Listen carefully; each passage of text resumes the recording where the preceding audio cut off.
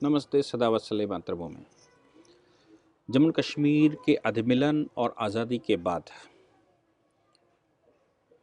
पंचायत चुनाव पहली बार, पंचायत चुनाव या म्यूनसिपैलिटी इलेक्शन या डीडीसी इलेक्शन की हम लोग बात करें, ये पहली बार हुए हैं। राजीव गांधी जी ने जो, हालांकि राजीव गांधी जी से पहले भी हमारे यहाँ पंचायती स्ट्रक्चर था, आज़ादी से पहले भी पंचायती स्ट्रक्चर था, नगर महापालिकाओं का स्ट्रक्चर था या टाउन एरिया का स्ट्रक्चर था। तो उनमें अलग अलग स्टेटों ने अपने अपने स्तर पर काम करना शुरू कर दिया था और कर रहे थे। लेकिन 73 में, उस 74वें संविधान संशोधन के द्वारा राजीव गांधी जी ने उसको संवैधानिक दर्जा दिया और कहा यह कॉन्स्टिट्यूशनल पार्ट है, यानी कि संविधान के अनुसार आपको नीचे तक काम करना ही होगा। और ये जो government in the hands of village, ये आपको करना ही होगा, नीचे तक ले जाना होगा। ये ध्यान में रखते हुए पूरे देश ने उसको स्वीकार किया और 3 टायर स्ट्रक्चर को स्वीकार किया। एक ग्राम पंचायत, फिर जिला पंचायत और नगर महापालिका और न्याय पंचायत। तो जो ग्रामीण एरिया है वहाँ 3 टायर स्ट्रक्चर है, ग्राम पंचायत है, न्याय पंचायत है और जिला पंचायत है। और जो टाउन एरिया या म्यूनसिपैलिटी का स्ट्रक्चर है उसमें पार्षद और पार्षद के बाद उनका चेयरमैन और उनकी एक काउंसिल। ये व्यवस्था कॉन्स्टिट्यूशनली पूरे देश में एक सी हो गई। लेकिन दुर्भाग्य से जम्मू कश्मीर ने उस संशोधन को स्वीकार नहीं किया था। और जम्मू कश्मीर ने स्वीकार इसलिए नहीं किया था क्योंकि जम्मू कश्मीर की 50 पॉलिटिकल पार्टी केवल उसको खेलना चाहती थी और वही लूट खसोड़ 50 पॉलिटिकल पार्टियां करती रहीं। इन 50 पॉलिटिकल पार्टियों ने ही जम्मू कश्मीर का पूरा फंड हड़प के रखा और अपने लोगों को वहाँ जॉब पर दिया, अपने लोगों को वहाँ पैसा दिया। हम सब जानते हैं कि वो आजकल जो इस तरह का संगठन थे वो गुपकार अलायंस के नाम से जाने जाते हैं। उन्होंने गुपकार रोड पर अपनी एक अलायंस किया और उनमें सब मिल गए, पीडीपी या बहुत सारे संगठन, 7-8 संगठनों की बात है उसमें, वो सब मिल गए। कांग्रेस भी उनके ही राग लपने लगी। और ये इसलिए 370 का हवाला दिया गया क्योंकि पैसा जो यहाँ से जाता है उसका ऑडिट नहीं होना, उसको सही जगह पर डिस्पर्स नहीं करना, उससे डेवलपमेंट के काम नहीं करना और पैसे को जम्मू कश्मीर बैंक, जो कि उस समय तक, अभी कुछ समय पहले तक आरबीआई के रेगुलेशन में नहीं आती थी, उस जम्मू कश्मीर बैंक में पैसा डालना और वो सब हड़प जाना, ये सब व्यवस्थाएं वहाँ पर चलती रही। इन व्यवस्थाओं के बीच में जब 370 एब्रोगेट किया गया तो 370 एब्रोगेशन से पहले पंचायत चुनाव और उसके बाद पंचायत चुनाव, और पंचायत में जो लोग चुने गए उनके साथ गृह मंत्री का बैठना, जब उसको यूनियन टेरिटरी बनाया गया तो पंचायतों को बहुत शक्ति दे दी गई। अब बचा था शहरी एरिया। शहरी एरिया में, जिसको डिस्ट्रिक्ट डेवलपमेंट काउंसिल कहते हैं, 20 जिलों में, जम्मू कश्मीर में 20 जिले हैं, उसमें 10 जम्मू में और 10 कश्मीर में। हालांकि कश्मीर केवल 15,000 स्क्वायर किलोमीटर का एरिया है और जम्मू उसमें लगभग 39,000 स्क्वायर किलोमीटर का एरिया है, यानी कि जम्मू लगभग 2.5 गुना बड़ा है और कश्मीर 15,000 किलोमीटर का है आज का जम्मू कश्मीर। उसमें 10 जिले वहाँ और 10 जिले यहाँ पर, 39,000 किलोमीटर में 29,000 किलोमीटर में 10 जिले या 39,000 किलोमीटर में, और उधर 15,000 किलोमीटर में 10 जिले। तो आप सोच सकते हैं 2 गुना से 2.5 गुना आबादी क्षेत्र इधर ज़्यादा है, फिर भी सीटें वहाँ पर ज़्यादा इसलिए रखी गई कि वो सरकार कश्मीर से बने, और सरकार कश्मीर से बनती भी रही हमेशा से। जो कश्मीर से सरकार बनी, उस सरकार के लिए ये कहा गया कि भैया यहाँ तो इस्लामिक शासन है, इस्लामिक लोग ही सत्ता में बैठेंगे, इसके अतिरिक्त नहीं बैठ सकते।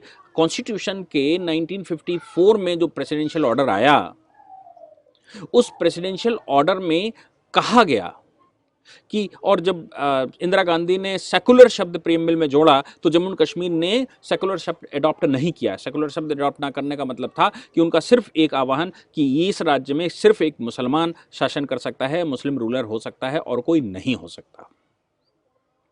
इन सब के बावजूद केंद्र सरकार ने वो पूरा का पूरा नेक्सस भंग किया, राज्य को 2 हिस्सों में बांटा, उनको यूनियन टेरिटरी बनाया, स्ट्रक्चर, पूरा राजनीतिक स्ट्रक्चर भंग कर दिया। उसके बाद लगातार खुलासे पर खुलासे, कभी रोशनी एक्ट का खुलासा, तो कभी जम्मू कश्मीर बैंक का खुलासा, तो कभी लैंड का खुलासा, तो कभी वो क्रिकेट एसोसिएशन का घोटाला, लगातार घोटाले खुलते आ रहे हैं और जो गुपकार अलायंस के लोग हैं सब चोर इकट्ठे एक जगह हो गए हैं और उन चोरों को बचना मुश्किल हो गया है। इसी बीच में सरकार ने डीडीसी का चुनाव करवाया। डीडीसी के चुनाव में भारतीय जनता पार्टी जो इस समय केंद्र में नेतृत्व कर रही है, जिसके लिए कहा जाता था कि वो जम्मू कश्मीर में अपने पैर भी नहीं रख सकती, अगर हिंदू पार्टी कोई कही जाती थी तो वो कांग्रेस कही जाती थी, उसने एक बड़ी संख्या 50 के लगभग सीटें उन्होंने वहां हासिल की, जो या उससे अधिक सीटें हासिल की, जो सबसे बड़ी पार्टी के रूप में वहां उभर कर आई। जो सबसे बड़ी पार्टी है, इसका मतलब यह हो गया कि जम्मू एंड कश्मीर राज्य अब डेवलपमेंट के लिए आह्वान कर चुका है। गुपकार अलायंस वैसा ही अलायंस था जैसे उत्तर प्रदेश के चुनाव के समय माया और मुलायम, जो धुर विरोधी लोग हैं, एक दूसरे को मारने काटने को घूमते हैं, बुआ बउआ की सरकार ने मिलकर, बुआ बउआ कांग्रेस ने मिलकर चुनाव लड़ लिया। उसके बावजूद वो चुनाव नहीं जीत पाए और हकीकत में जो नतीजा निकला वो ये निकला कि योगी जी के नेतृत्व में बम्पर सीट 350, 450 सीटों में से 350 सीटें वो जीत कर आए, लगभग 75%।